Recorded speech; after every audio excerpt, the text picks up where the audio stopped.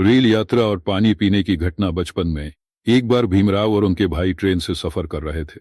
वे बहुत प्यासे थे, लेकिन स्टेशन पर कोई भी उन्हें पानी देने को तैयार नहीं था, क्योंकि वे दलित थे। अंततः उन्हें अपनी प्यास बुझाने के लिए काफी संघर्ष करना पड़ा। इस घटना ने उनके मन में समानता और मानव अधिकारों की जरूरत को गहराई से महसूस कराया। यह चित्र डॉ. भीमराव अंबेडकर और उनके भाई की रेल यात्रा की घटना को दर्शाता है, जहां उन्हें प्यास लगने पर पानी देने से मना कर दिया गया था। ये दृश्य सामाजिक भेदभाव की पीड़ा